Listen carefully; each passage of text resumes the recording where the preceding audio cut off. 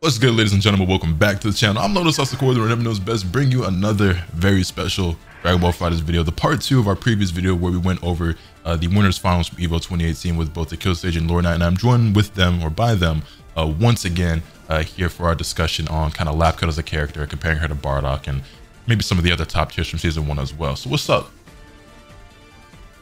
Not much is going on with you.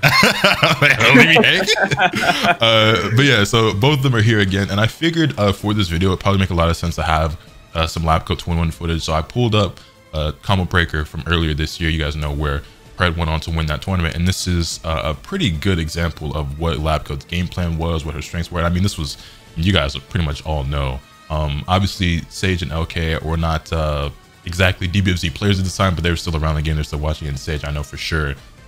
I mean, well, he was there, he witnessed it, you know what I'm saying? So he knows about Lapcut. LK was a little bit more removed from the game, but I'm sure he's done a little bit of homework on it, and he's been around enough to see. But this will be a great example and just on-screen footage for you guys at home as well to see basically what Lapcut was doing, but I'm sure you're pretty much all well aware. But with that being said, I'm just gonna go ahead and hit play on this. And I guess we can just start off by saying, I mean, the obvious. What is one of the things that makes Lapcut so incredibly strong, you know, pre-nerf? And what is the main reason why so many people played her? It's that debuff super. I mean, it's a 4-frame command grab super that debuffs the opponents by 21% and buffs her special moves, I believe, also 21%.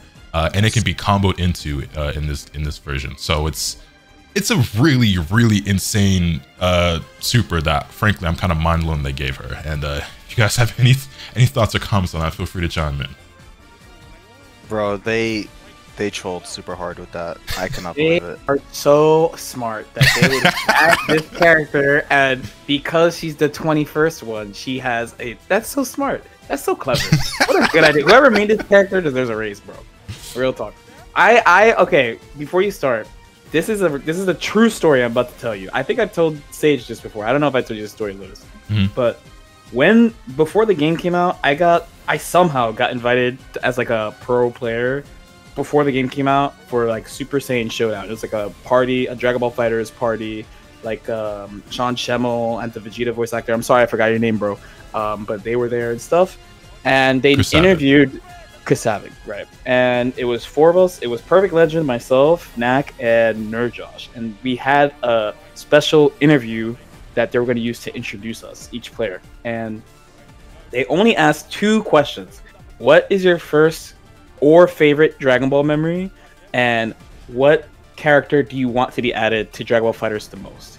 So when me and my fucking dumbass, I had to be different, right?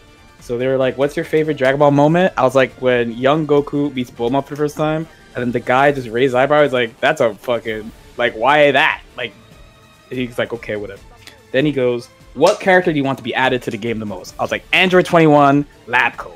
And he goes, why? They made her for this game. I go, I know. So when I go on that stage to play Knack, they don't play my interview at all. They just didn't play it. They're like, this dude don't watch Dragon Ball. they're like, this dude is a whole villain. He's a whole villain. So when they added her, I felt so vindicated. I was like, I knew it. It was time. It was time. I'm so happy. I don't have a story like that. I don't have a story quite like that. But when this game first came out, I was actually somebody who was like, oh, Majin 21's cool, but I wish they would have put her in with the lab coat and glasses because I like that design more. And well, lo and behold, boy, did they ever. Yes, sir. So I'm a Lapcut 21 supporter. It was one of the best DLCs to add to this game is Lapcut. I agree. Now, was it also from a lot of people's fun? Sure, but it added a lot to my fun and my enjoyment.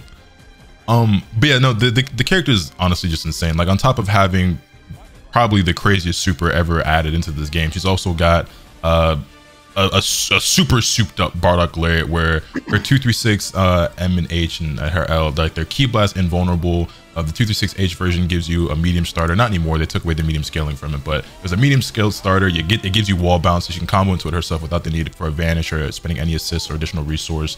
It's, yeah, I mean, she had it all. She had great normals, she's got 1,000,001 lows, she's got an OTG, which I personally think is a really sick touch, and I've seen basically some people say that her stomp needs to be nerfed and she should be able to do it multiple times. I'm of the opinion that that's cap and that more characters should be able to do stuff like that and do multiple OTGs, because I think that's sick. This is me personally.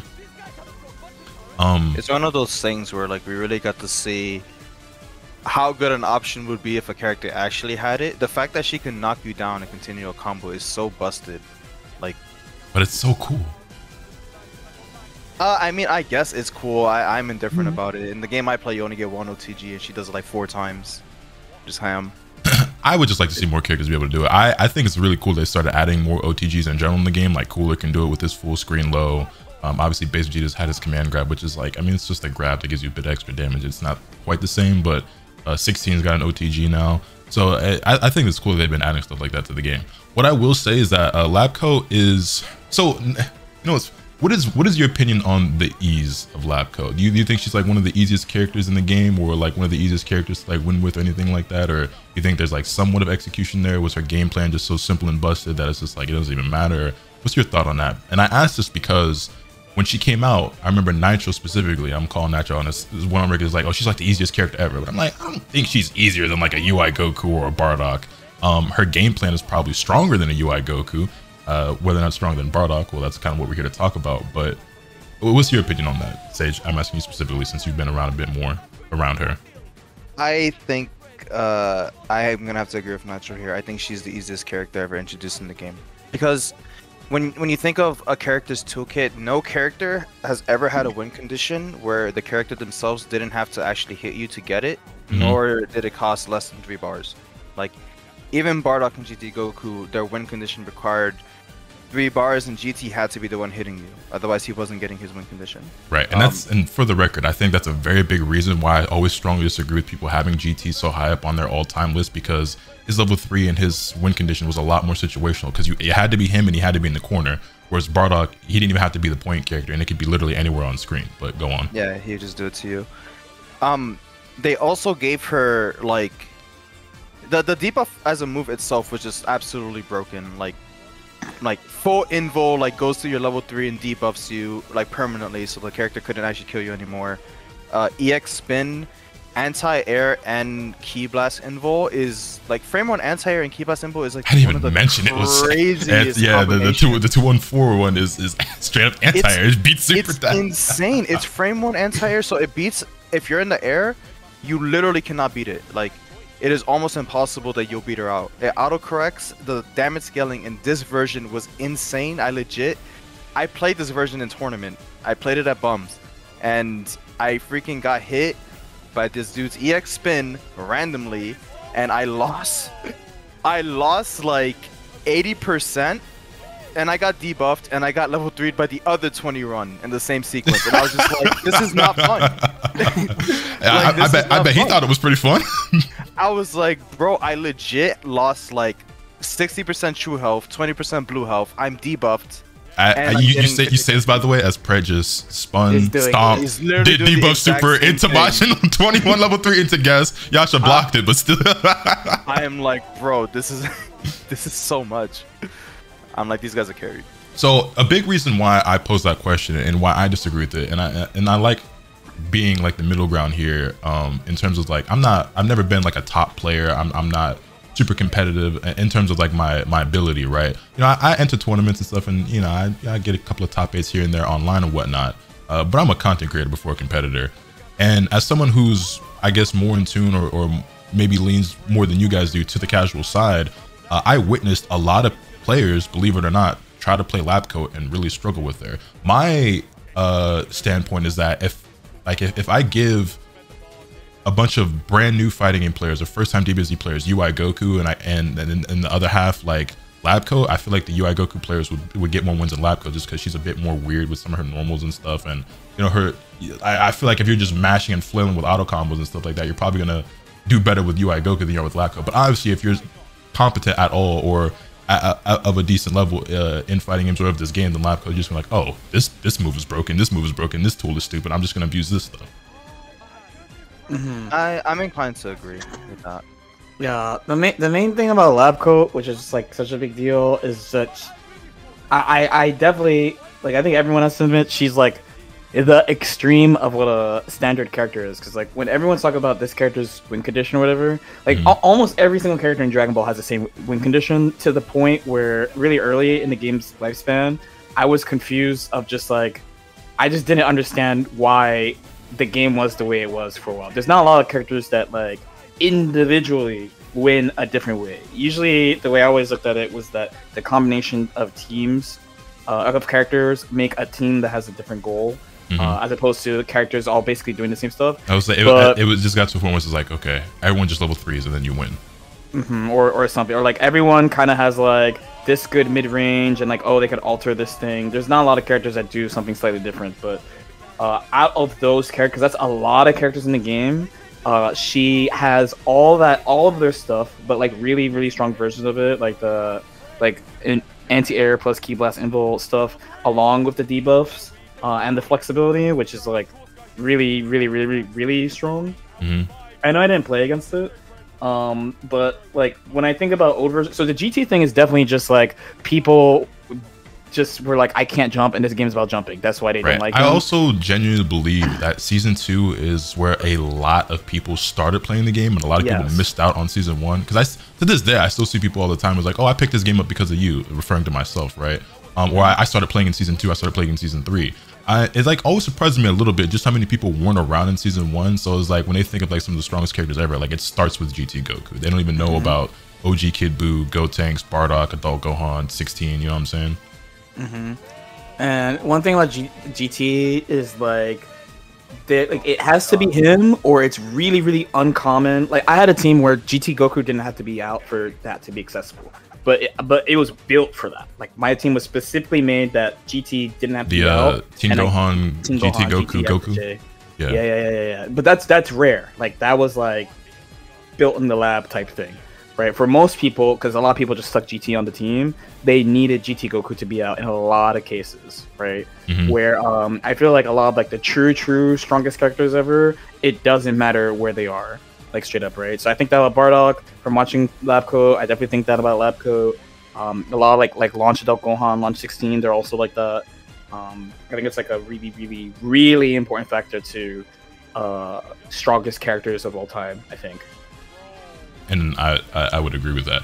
I will say that Sage brought up a good point that I didn't really ever consider, and it seems like a really obvious thing, but this is one of those things I guess is also just equal to like not think about or consider, is that her win condition doesn't require 3 bars. It only requires the first one. You know what I'm saying? I think that does go a pretty long way, because it's like, you know, having played the game and fought against Labco, it's like when you get debuff, it really sucks, but it doesn't make the game unwinnable. Whereas when I look at with like let's say a Bardock or 16 level 3 back in Season 1, it's like I just have to guess. If I get hit here, I do die. You don't automatically die for getting hit by debuff super. It just really sucks from that point on.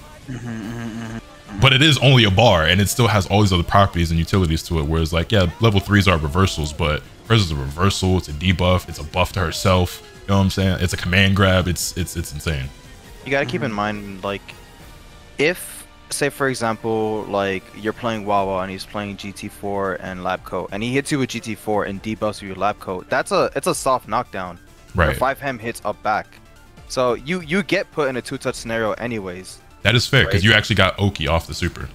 But the difference between her and like a Bardock is like if you're right against her, your reward is 21% less damage.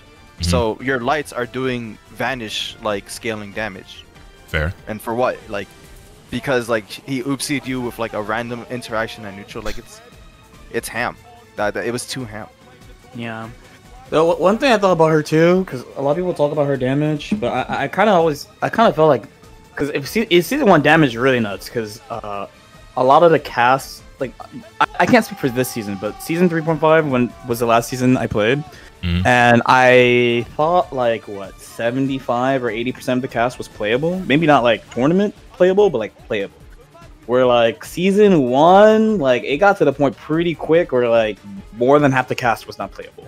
Because one of the huge factors was how good your team was at like doing multiple level 1s, because that's, you know, when it wasn't scaled and stuff. The multiple supers. Yeah, so the death aspect is just there. I feel like in every season, like we always get to a point where like damage is like really stupid and stuff. And since you're playing Bardock at any spot, like it's just like if someone has the meter, that's just it. Like they're just gonna throw it away on something random, like multiple level 1s. It's kind of the same across the seasons, but when I'm always like, when people are like, "Oh, 21 just does like all this damage from this," I'm like, "Yeah," but it's like I always feel like every single top tier of each patch like has some type of ridiculous damage stuff.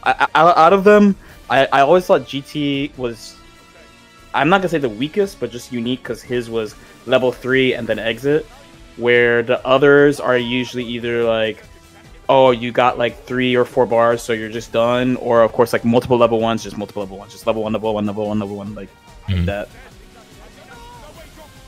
The multiple level 1s lasted for like such a short part of the game's lifespan, to be honest. And GT was the only character who we had to actually level 3. We also had to hold GT for way longer, and now that I think about it, it's probably another big reason why people's opinion on GT is so high. Because as someone who's been around since season 1, I always find it so weird that GT is always the first character that it feels like so many people automatically default to when talking about brokenness. Because like the first character LabCo gets compared to, is she better than GT Goku?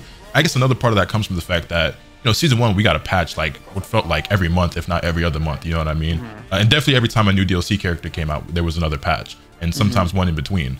But with GT, we had to hold that the entire time. And it got better because people were like, "Yo, this shit is really good." Yeah, so, like people started figuring out kept refining and refining.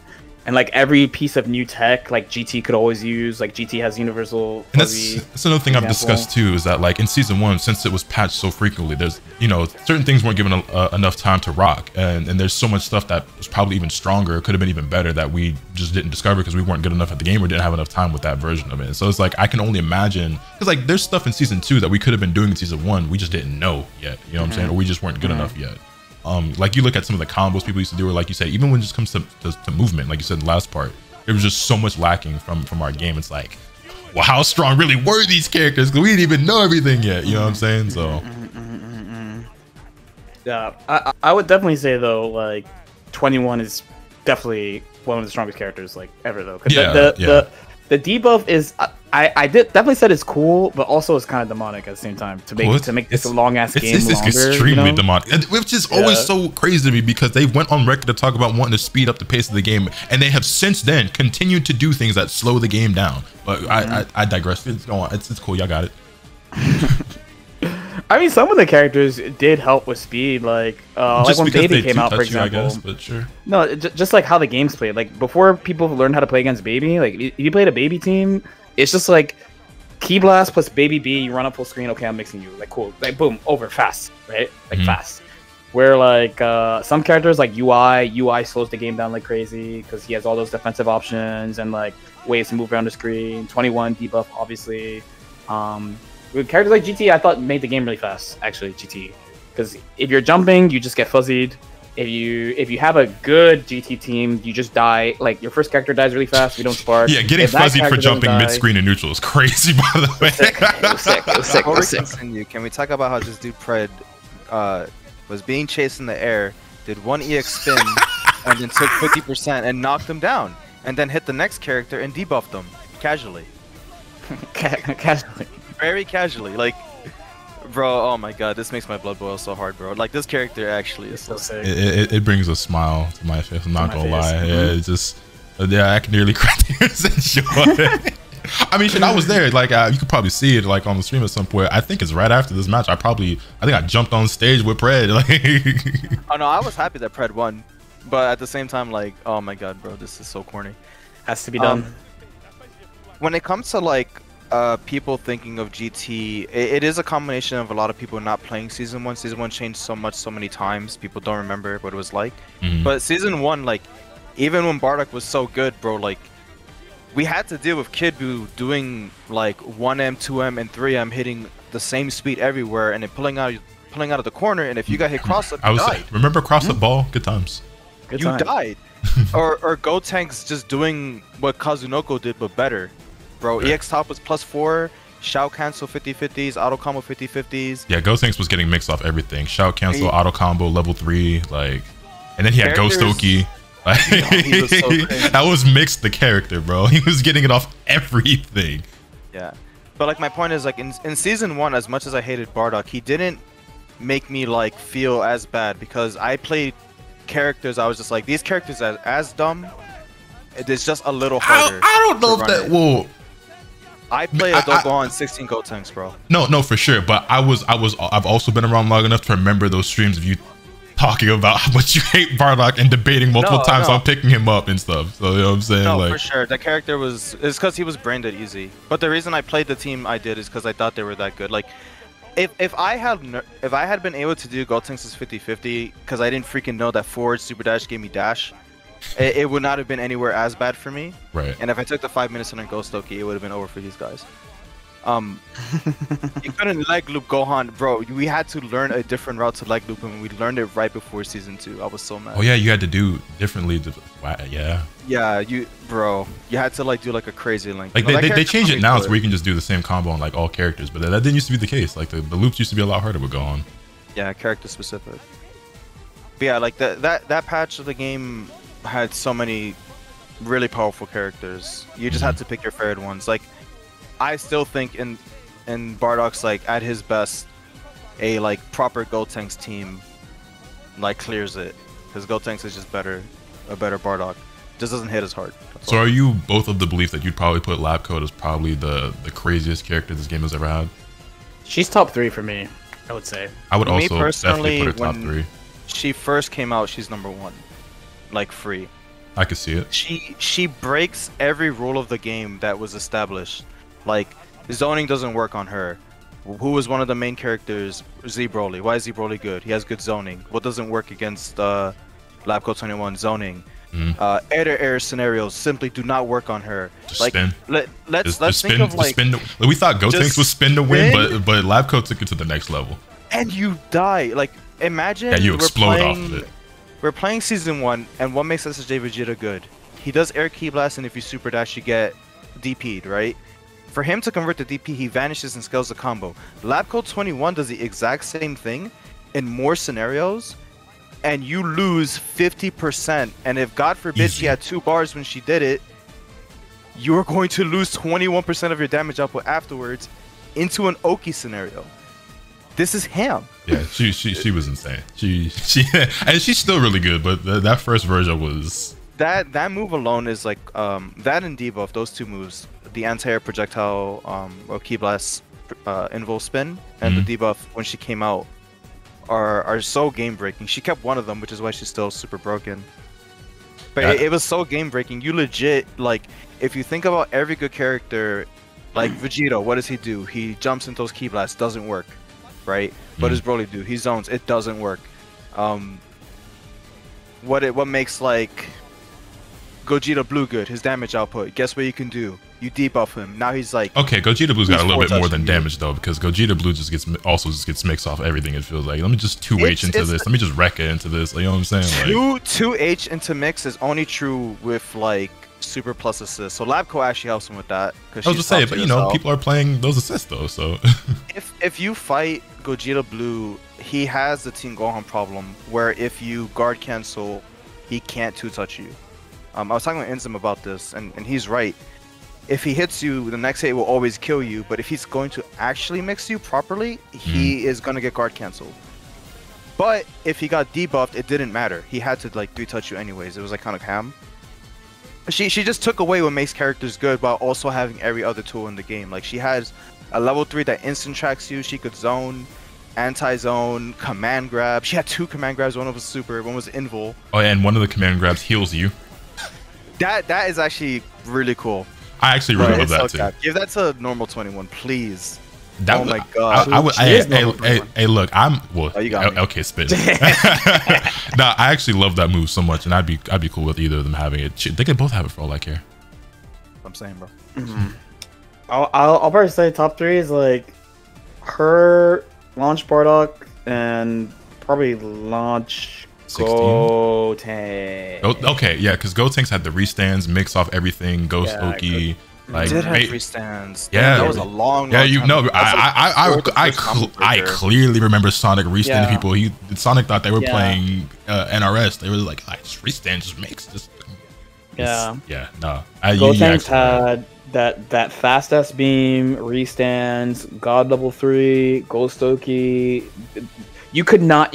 Dude, EX spin was ki blast, and you could not super dash at it.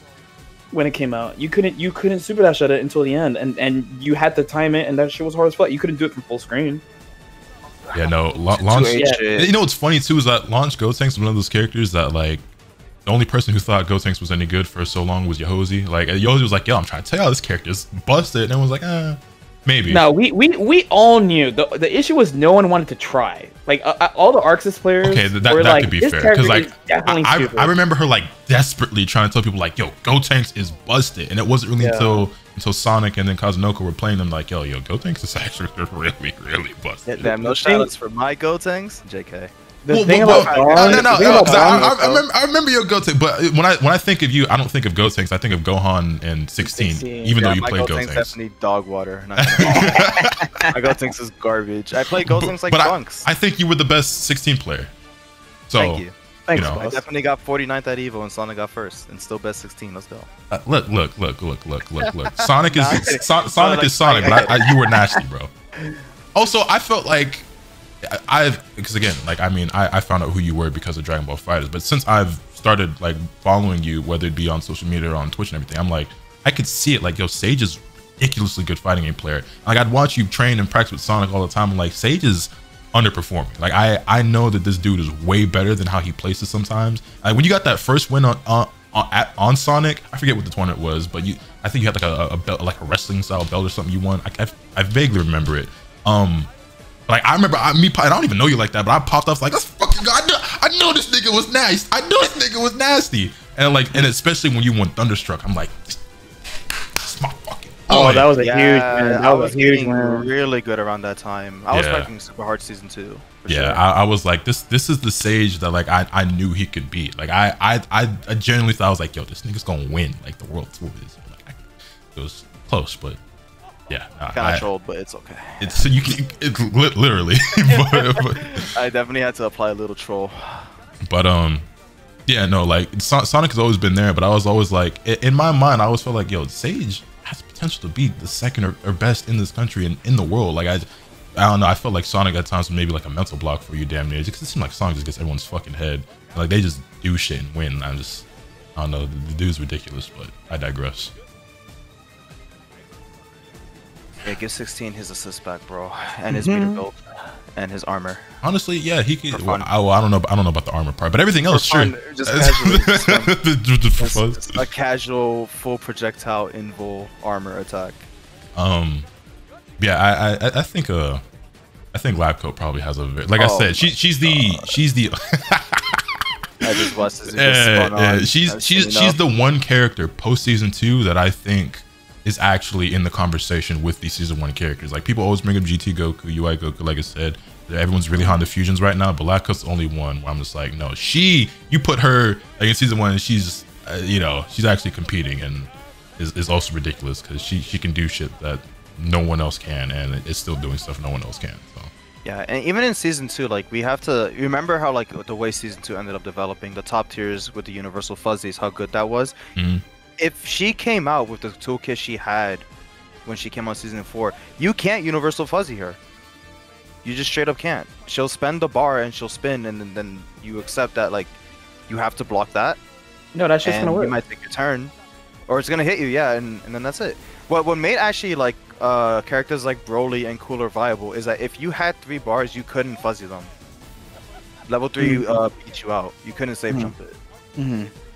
But she could do that with 1 bar if she was in that season. In season 1, she would probably still be top tier just because in season 1, getting debuff crazy. Like it would be actual insane. It's not even about the debuff, bro. Like there would be some, because she has OTG, so there would be some like insanity routing around like level 1s into OTGs into like I don't even want to think about it. I'm not going to She could do that with herself. She could do multiple supers with her own stomp. She could do stomp level 1, stomp level 1.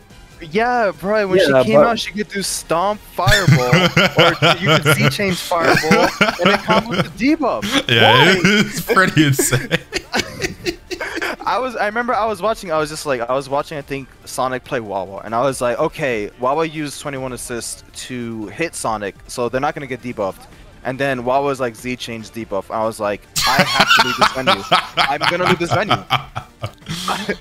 Yeah, 21 was sick. She's still sick, but That spin gotta go. I don't care. I think spin is one of the sickest moves ever, man. I'm out here trying to let it rip, bro. Me, by the way. I am move for sure. I am trying to let it rip. Love that move. But that's been about 30 minutes on the video. I think that was a great discussion. I thoroughly enjoyed it. I could sit here and talk about this stuff all day. Personally, y'all know me. But I think that's as good a place as any to kind of wrap things up for now. I think we've pretty much established that bare minimum, like low tanks. Labcoat is a top 3 character all the time, arguably number 1. Sage puts her at number 1. I don't follow anyone who puts her at number 1. I might even put her there myself. But Launch, Bardock, and honestly, Gotenks is a character that we could talk a lot more about as well. Somebody who's really high on that list.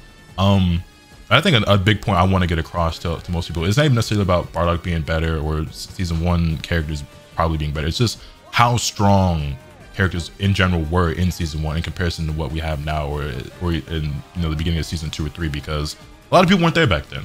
A lot of people weren't there back then, so they didn't get the experience to see it. And that's another one of the reasons why I want to start doing this series of going back and watching older sets so people could see it's like, yo, you just get hit by this level 3 and then you guess and then you lose. But yeah, thank you guys so much for joining me. Any closing thoughts or remarks? Labcoat 21, 10 out of 10 design. They listened to me in the end. That's why they took my my interview away, because I spoiled the last DLC. Spoiled the last DLC. Yeah, that's all it was. SJ Goku is sick in this patch. He is not a low tier. I think he might be high tier. I also think that the people complain about fusions a lot, which is fair. But to be honest, in the history of the game, we've always had characters that have been this strong and this dominant. The only difference is we are still technically in the online era. So like characters are not being developed to counter it as hard recently, because people aren't really trying to as much. Right. Labcoat being super good helps with that, but I think characters are way better than they seem, even though these characters are cringe. I agree. I just think people are already just too hung up on this is the strongest right now, so I'm just playing this. And also, for the record, just because I know people gonna look at me because he said people complain about the fusions, in my defense, I always hate the fusions, even when they weren't considered good. I hated Vegeta on release. I didn't like Blue Gogeta on release either. I always thought both of them was mad annoying. But I'm ashamed of who I am. I love all the fusions, bro. Bro, I legit Super Saiyan 4 is my favorite fusion. Blue Gogeta. Okay, is no, sick, I like Super Saiyan 4. I hate the blues. I hate the blues. I like Super Saiyan 4 though. They're so cool, bro. I've hated them both since release. I tried to like Gogeta because I love Gogeta, but I just hate Super Saiyan Blue, and I think the character's corny. But anyway, I'm gonna go ahead and end things off there. Let me know your thoughts in the comment section down below. Hit this video with a like if you enjoyed. Subscribe if you haven't already, so you can stay tuned for all this content I'm bringing you. With all that being said, let's finish off today. And remember, let the capital swing the bat. Later.